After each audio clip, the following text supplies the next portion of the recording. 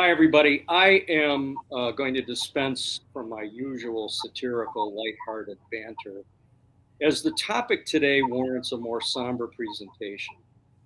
The event that occurred at Temple Israel on March 12th touches many of us. It was both miraculous and terrifying simultaneously.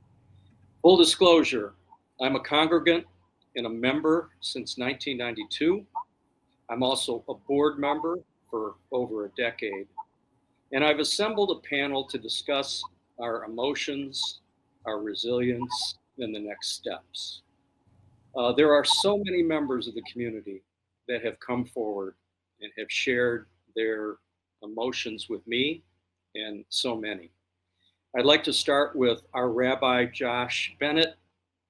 And Rabbi, you and I have known each other for decades.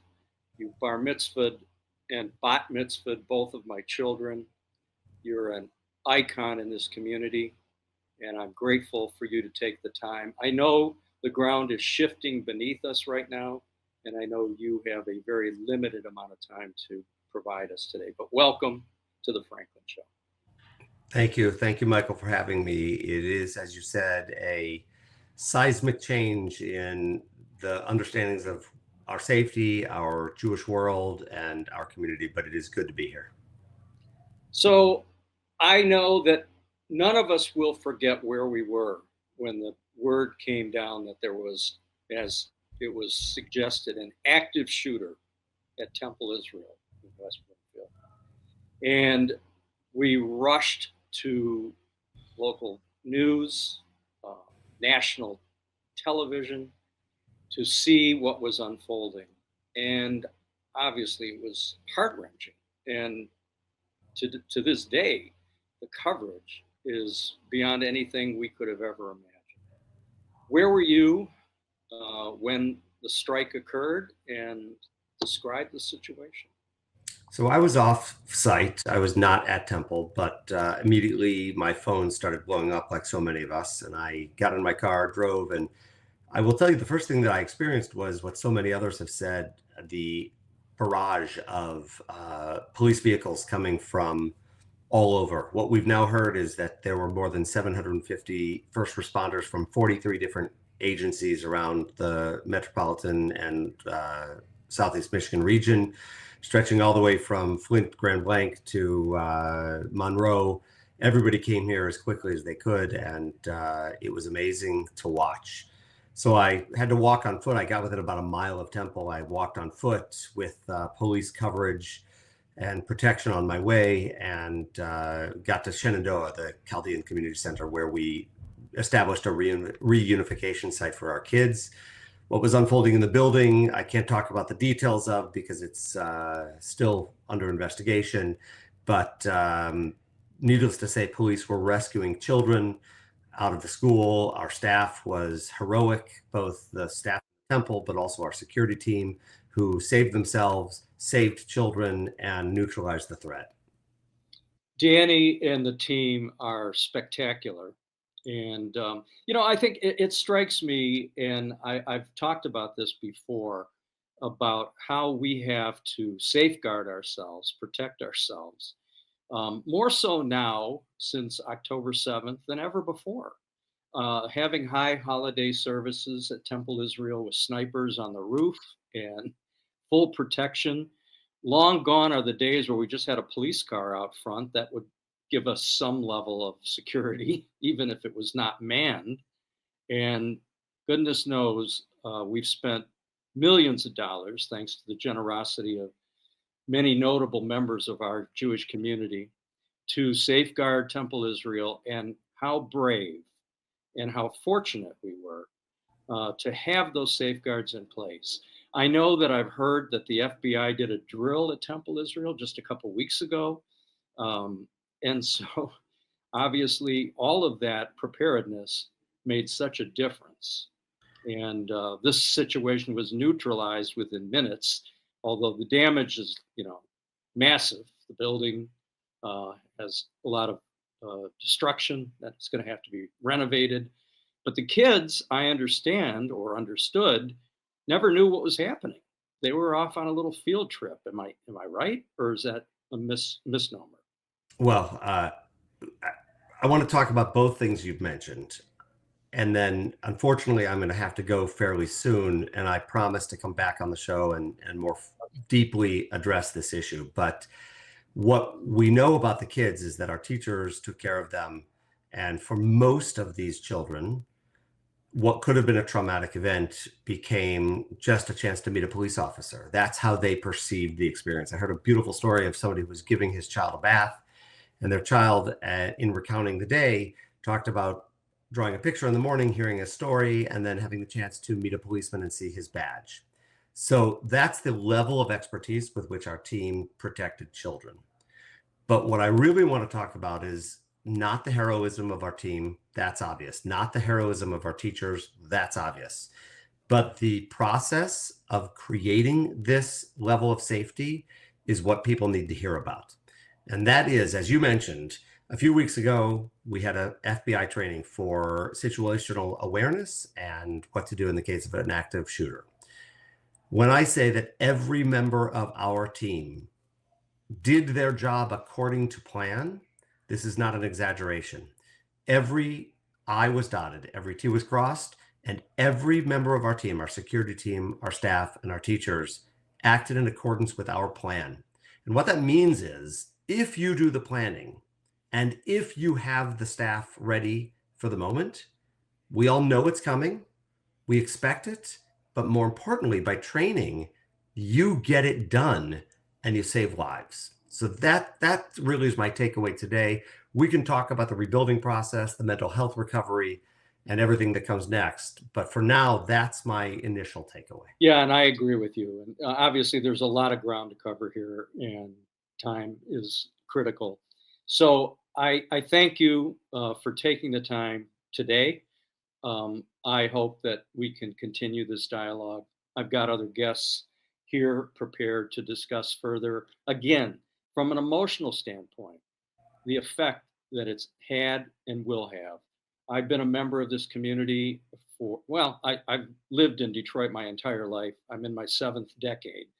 I've spent the last 30 years in Franklin Village, and I've been a member of Temple longer than that. And I love my Temple.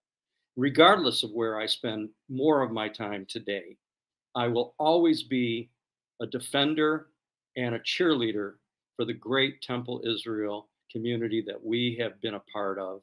You, Rabbi Josh, are very special to me and very special to so many. We have the greatest clergy, we have the greatest team, and I'm so grateful to you and grateful to all of the clergy and all of the staff. So thank you for being here today. Thank you, Michael. I will be back. I appreciate your time and sending lots of love. Thank you. All right. Next, folks, I have the pleasure of introducing to you another legend in the community. Doron Levine is an author, he's a writer, he's a broadcaster, he's a community leader, a former member of the Temple Israel Board, and also an Israeli who served in the IDF. Doron, welcome to the show. Thanks very much. I appreciate it, Mike. I just want to correct one thing. I'm still on the Temple Board, as a matter of fact. So, Oh, good. I did not know. So I'm quite aware of all of the efforts to secure our safety and everything we've done over the years. A lot of it with you, and I very much appreciate what Josh had to say. I think he's right that everybody did what they were supposed to do, but I don't think we should be complacent. The fact is that this guy was sitting in the parking lot for 2 hours before he decided to come in. And I was wondering yesterday, I was discussing it with Adina, why he wasn't challenged, because the security guy at Hillel, who we know, said if there's any suspicious vehicle in the parking lot at Hillel for 2 hours that he doesn't recognize, and he recognizes them all because he knows all the parents, he challenges them. So I don't know that we did that or we even thought about that, but we should think about it. I agree. If that's What kind of vehicles? I mean, a lot of this is after the fact, and I don't mean this as a form of criticism to anybody, but I think we should re-examine everything we did and think about whether we were doing enough and what we're going to do in the future. I'm sure there'll be much discussion about that, and I don't know, Daron, whether that's actually been confirmed or not. I've read that in the press, but of course Yeah. you read and hear a lot of things, and so I didn't want to jump to that conclusion because yes, that seemed obvious to me. I don't know that it actually happened either, and it could very well be that that's not confirmed. And there's a lot that we're hearing that's not confirmed. But by the time the FBI is finished and the sheriff's department is finished and the local police are finished, we'll know pretty much where everybody was and exactly what happened, as much as it can be documented. Agreed. And so, based on your previous experience and being in Israel, talk about that as it relates to living under a threat like this here in West Bloomfield, here in our community. Israelis live with this every day of every week and have for decades. I should just give a little bit of my own background, if I could just have a minute or so. I was born in Israel. My parents were Zionists. As a matter of fact, my mom grew up in Cleveland, and she went as a volunteer in 1948 at the beginning of the state. My dad went in 1948 at the beginning of the state from South Africa, where he grew up. And that's where they met and got married, and that's why I was born there. So I've had a pretty good diet of Zionism for my whole life. And I grew up as a voracious reader. I read very early on, I read The Rise and Fall of the Third Reich. I read Exodus. I knew by the time I was 10 years old or 11 years old, I knew the whole story of the Holocaust and what had happened. And I realized that this was going to be part of my Jewish identity, part of my whole identity, this idea that I was part of the remnant of what was left of the Jewish people after the Holocaust, and that for a lot of reasons, including the fact that we had survived this, that it was going to be important for me to take whatever part I could.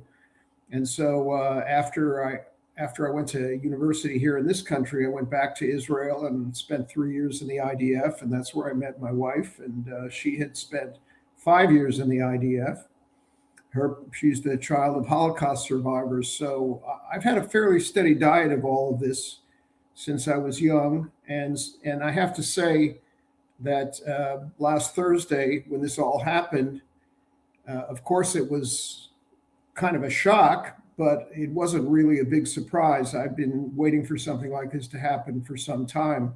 I think that many of my co-religionists and members of Temple Israel even are kind of they're desensitized a bit to the anti-Semitism that actually exists out there. I think there's a lot more latent anti-Semitism in this country than we're all always aware of.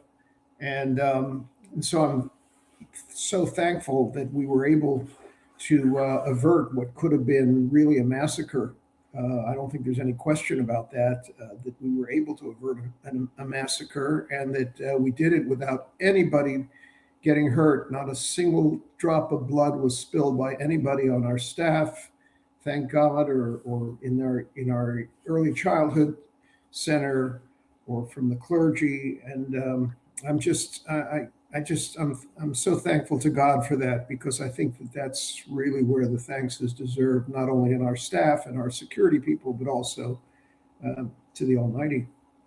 Well, I don't disagree with you at all. And, it occurred to me, and I said in my opening monologue, that this was both a miraculous and tragic event simultaneously. Tragic because, yes, I agree with you, Daron, that we, as the largest Reformed temple in the country, have always been concerned that we are obviously a target. If there ever was a target, we would be a good one. given our proximity to, and this is, I don't want to get into a political statement here, but living in the West Bloomfield area, one of the largest populations of Jewish uh, members, 20 minutes away in Dearborn, Michigan, which is one of the largest places where Muslims reside. Um, it's not a it's not a stretch to think that this kind of a threat could come from so close to Temple Israel. But as we've indicated, we were prepared, and our security team, although you did say no one was hurt, our head of security, Danny, was knocked Yes, unconscious. of course. Yeah. Danny Phillips was hurt. And Danny is he's a recognizable figure at our temple, and thank goodness we have him. He's a retired police officer. He knew what to do and how to do it, and so we were ready to take this threat out very quickly. And in fact, apparently, the car or truck was stuck in a hallway far away from where the students were. So he hadn't really mapped out the entirety of his attempt, but indeed, it could have been extremely tragic had his truck caught fire and blown up. Apparently, there was a fire. To what extent, we don't know. We understand he was burned, and it could have been far worse than that. So, obviously, we're grateful. How we cure the ailments going forward, obviously, there are a lot of people that are going to be very concerned about coming back to Temple. Kids being a target is something that we're never going to get over.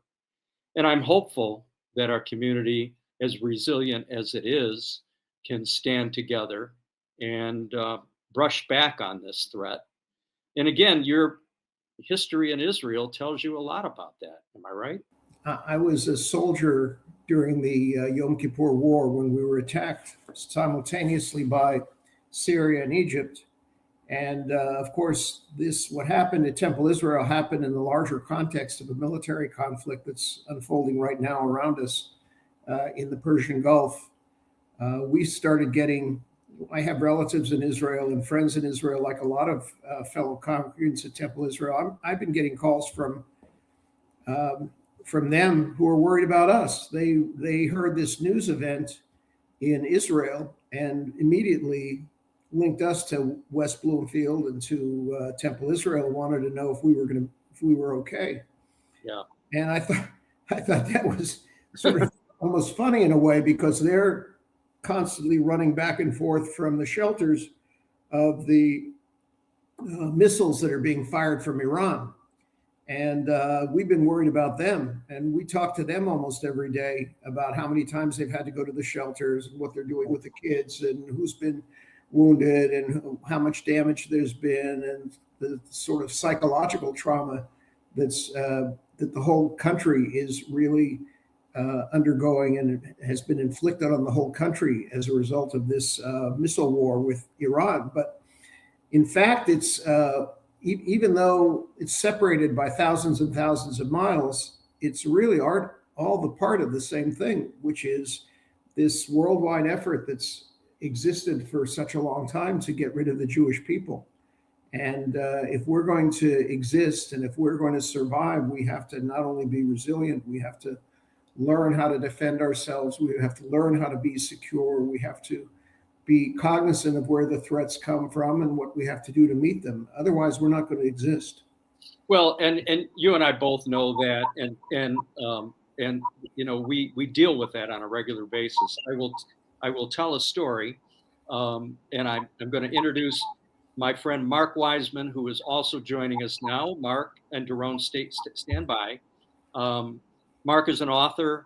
He's written wonderful columns, well published, very articulate presenter of Israel and Israeli facts and the religious war that we're dealing with. But I want to just mention one aside. I thought about this and have spoken about it when we in Franklin Village opened up the Judaic Art Studio on Franklin Road and had a ribbon cutting event, which I participated in. and had to close the street and have police officers present to open up a business that happened to be a Jewish business. And it struck me at that time how precarious our situation is, and just further amplifies the almost tragic experience we just had on March 12th. Now, to Mark, who we've spent time together, we've talked a lot, we've been to Israel together. Mark has been to Israel a number of times. So let's focus there, Mark. Tell us a little bit about your emotions, your feelings as a congregant of Temple Israel, as a longtime supporter of our temple, and our wonderful experiences together in Israel, and your writings on the topics that Doron and Rabbi Bennett and I were discussing. Well, one thing that I walk away from here, maybe I'm the only one, I see great optimism right now. I'm optimistic because I see a lot of things. The solidarity with the Chaldean community is stellar. We share a common culture and a common enemy, and look at how they stepped up in our community. That's an example, and I think a source of great optimism. I think that I'm optimistic in an odd way that Josh and I have spoken for years about the need to harden Jewish institutions, unfortunately, as you were just talking about, Michael. And I think that the tragedy, though it is, and I also, you didn't mention the first responders who I think had inhalation injuries. Hopefully they're going to be all right as well. But I think that this is going to probably result in many, many institutions, not only in America, but globally, hardening their assets and saving lives. So there's always a silver lining, I think. Let me share one thing I thought was very interesting. The day of the attack, I was attending a fundraiser for a friend of mine who was running for the 4th District Congress in Arizona, Zuhdi Jasser. You know him even if you don't think you do. He's a Navy veteran. He's a devout Muslim. He founded the American Islamic Forum for Democracy. He's always on CNN. He's on MSNBC, NBC, Fox. And he was at the Holocaust Museum. So maybe you may have seen him there a couple of years ago. And I was at a fundraiser for him that day, the day of the attack on Temple Israel.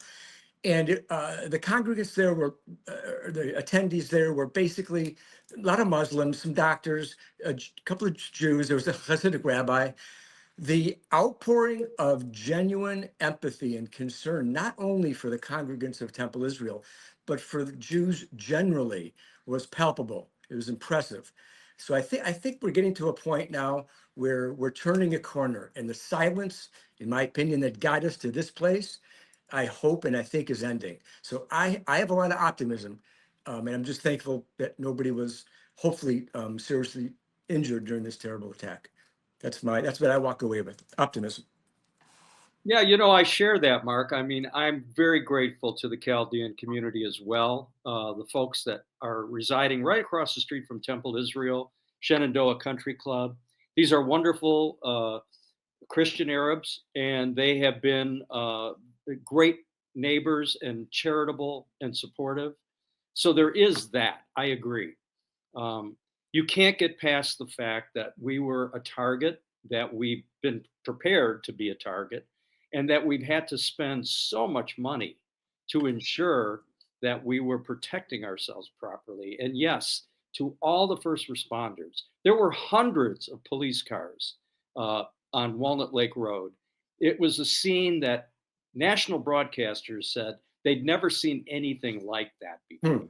I mean, even I didn't even hear the same level of response for 9/11 in terms of police presence immediately. This was an amazing outpouring from the law enforcement community surrounding us. So we're grateful for that. Mark, when you've been to Israel, you've seen how daily life, and you have friends there, and they can relate. It's funny that you say there, or Doron said, they're calling us to find out if we're doing okay. They deal with this all the time. Can you speak to that based upon your friendships and your relationships with Israelis? Yeah, my contact with Israel is pretty limited, but I do have two significant contacts. I have good friends, live outside of Tel Aviv and Ra'anana. They are obviously they're so used to this. They're so unfortunate. They're almost desensitized, really, to what is happening now. But they also have a certain level of optimism because America sort of joined the fight, and they know it. These are very liberal people, by the way. So there's a sense of optimism that they're getting toward the end, hopefully, of this era.